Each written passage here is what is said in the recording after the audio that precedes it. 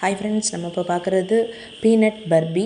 இதுக்கு தேவையான பொருட்கள் வந்து நிலக்கடலையை தோல் நீக்கி எடுத்துக்கிட்டது, ஏலக்காய், 1 ஸ்பூன் வந்து வெண்ணெய் எடுத்து வச்சுக்கிறோம். இதில் தேவையான அளவுக்கு நம்ம வந்து ஜாகரி வந்து நம்ம எடுத்துக்கணும். இதில் வந்து கொஞ்சமாக நம்ம தண்ணி ஊற்றி நம்ம நல்லா காய்ச்சணும். அதுக்குள்ளார நம்ம வந்து இந்த நிலக்கடலையை வந்து எப்படி தயாரிக்கலாம் அப்படின்னு நம்ம பார்க்கலாம். நிலக்கடலை வந்து நல்லா வறுத்து தான் வாங்கிட்டு வந்து அதை தோலெல்லாம் நம்ம ரிமூவ் பண்ணிவிட்டு ஒரு மிக்ஸி ஜாரில் அதை அப்புறம் வந்து ஏலக்காய் 2த்தையும் போட்டு நல்லா வந்து மிக்ஸ் பண்ணணும். நல்லா அரைச்சிங்க அப்படின்னா ரொம்ப கொஞ்சம் பொறனே அரைச்சிருக்கணும். ரொம்ப நெய்வாக ஓட்டிட்டிங்கன்னா எண்ணெய் வெளியில் வந்த மாதிரி ஆகிடும்.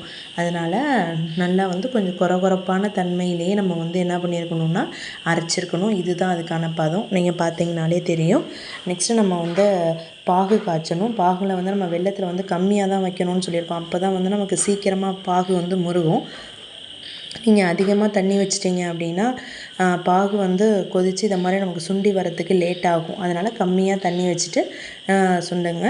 இப்போது இதில் பார்த்திங்கனாலே தெரியும். இதுக்கான பதம்னு பார்த்திங்கன்னா நம்ம தண்ணியில் போட்டோம் அப்படின்னா அந்த வெள்ளை பாகு வந்து எப்படி இருக்கும்னா இப்படி வந்து உருட்டுற பதத்துக்கு, அதாவது தக்காளி பதம்னு நம்ம சொல்லுவோம் இல்லையா, அதை மாதிரி நமக்கு வந்து உருட்டுற அளவுக்கு நமக்கு வந்து இருக்கணும்.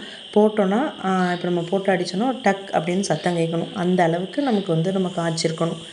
பாகு வந்து இப்போ நல்லா வந்து பதமாக காஞ்சிட்டு, இதுக்கப்புறம் நம்ம அரைச்சி வச்சுருக்கோம் இல்லையா பீனட் பர்பி, அதை வந்து ஃபுல்லாக இதில் நம்ம போட்டு வந்து கலக்கிறோம்.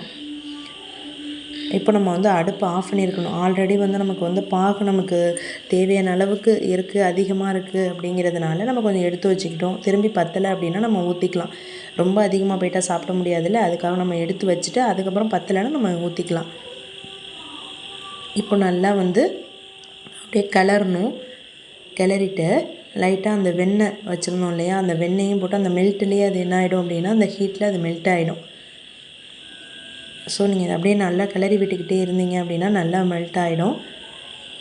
அதுக்கப்புறம் நம்ம இப்போ பார்த்திங்கன்னா ஓரளவுக்கு நமக்கு வந்து தயாராகிடுச்சு. பர்பி வந்து தயாராகிட்டு இதுக்கப்புறம் ஒரு பிளேட்டில் நம்ம ஆல்ரெடி நம்ம என்ன பண்ணியிருக்கணும்னா வெண்ணெயை நம்ம தடவி வச்சுருக்கணும். அப்போ தான் நமக்கு வந்து பீஸ் போடும்போது நமக்கு வந்து ஒட்டாமல் நமக்கு வந்து வரும். அதனால் நம்ம இப்போ பார்த்திங்கன்னா அதை கிளறிட்டே இருந்ததுக்கப்புறம் இப்போ நல்லா வந்து பால்கோவா பதத்துக்கு வந்துட்டு, இதுக்கப்புறம் நம்ம பீஸ் போடுறதுக்காக நல்லா வந்து அதை ப்ரெஸ் பண்ணிடணும். ஒரு கரண்டியை வச்சு சூட்டோடையே என்ன பண்ணிடணுன்னா நல்லா வந்து ப்ரெஸ் பண்ணிவிடுங்க. ப்ரெஸ் பண்ணிவிட்டு கத்தியை வச்சு நம்ம என்ன பண்ணிடலான்னா பீஸ் போட்டுற வேண்டியதுதான். நமக்கு எந்த பிளேட்டில் உங்களுக்கு எந்த ஷேப்பில் வேணும் அப்படிங்கிறதுனால நீங்கள் அந்த ஷேப்பில் வந்து நம்ம கொட்டிக்கலாம். இப்போ நம்ம நல்லா ஃபுல்லாக தட்டியாச்சு. தட்டிட்டு அதுக்கப்புறம் நம்ம வந்து பீஸ் போடணும். இதுவும் உங்களுக்கு வந்து சின்ன பீஸாக வேணாலும் சின்ன பீஸாக போட்டுக்கலாம், பெருசாக வேணாலும் பெருசாக போட்டுக்கலாம். உங்களுக்கு எப்படி தோணுதோ நீங்கள் அப்படி யூஸ் பண்ணிக்கலாம். இது வந்து குழந்தைங்க வந்து நிலக்கடலை சாப்பிடல அப்படின்னா இந்தமாரி நீங்கள் ஸ்வீட் செஞ்சு கொடுத்தீங்க அப்படின்னா அந்த பசங்களுக்கு ஹெல்த்தியாகவும் இருக்கும். ஸ்நாக்ஸாகவும் நீங்கள் வந்து அதை ஸ்கூலுக்கும் கொடுத்து அனுப்பலாம். ரொம்ப ஹெல்த்தியானதும் கூட. தேங்க்யூ ஃபார் வாட்சிங் ஃப்ரெண்ட்ஸ்.